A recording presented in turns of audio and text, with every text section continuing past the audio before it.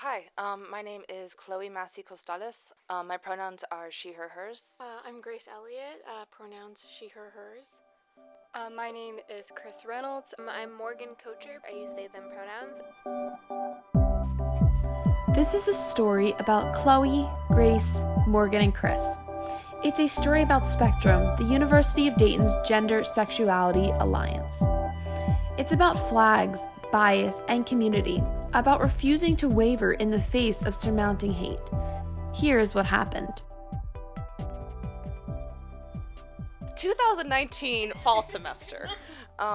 We had a just very rough year. It was a rough time. We had a series of just biased incidences of people taking our flags off our house or ripping, our sheet sign down, throwing in the trash. We had a 1,000+ Facebook thread of people, some of them showing support, but some people, giving death threats, saying they should burn the house down, repent, all these sort of things. It was something about blood.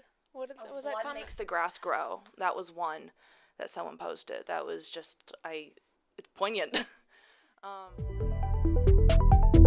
Full context, when the first time the bias incidents happened, I didn't recognize that it was a bias incident because I never had something like this happen, because I've never been out, at least this visibly on campus. Regardless of whether people know where I am in the LGBT community, I live in this house, so I'm still out in a sense as an ally.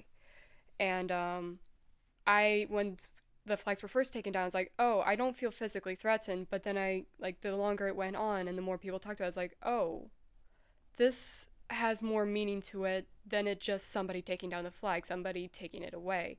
It actually has more symbolic representation about there is the potential of somebody saying you shouldn't be on campus. The bias incidents at the Spectrum House hit the group close to home, literally. For its members, the house represented a refuge from the hate and discrimination that existed outside of its four walls. The exec team worried particularly for the group's newest first-year members who hadn't even been to a general meeting before the very first incident. When I was a freshman, I was not secure in my identity, and I some people try to put a front that I was. It's yeah, I'm out and proud, but I was not at all. And I'm trying to imagine what I would have done as a freshman doing that, because it's easy to be open when you have a support system around you, or you have that sort of self-confidence in yourself, or in your identity, or whatever that looks like. But realizing I may not have the support, I can't talk to my parents about this, can't talk to my family about this, but I'm still going to try to support others, and I'm still going to try to support my other members and show visibility or show activism in whatever way that's safe for them. I was really just overwhelmed and blown away with how strong people came together, not just as a community, but in Spectrum. There was a lot of people who are just I saw supporting one another in a way that is exactly, I think, what we should be doing as an organization.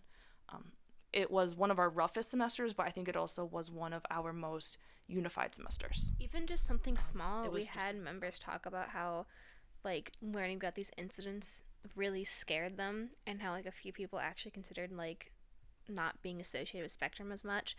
But I really don't think we actually had anyone drop after that. People still kept coming to our meetings and kept coming to our events, and I think that's even just a really good representation of courage in our general members, that they know that they could be targeted for this and that these things are going on, but they still choose to be here.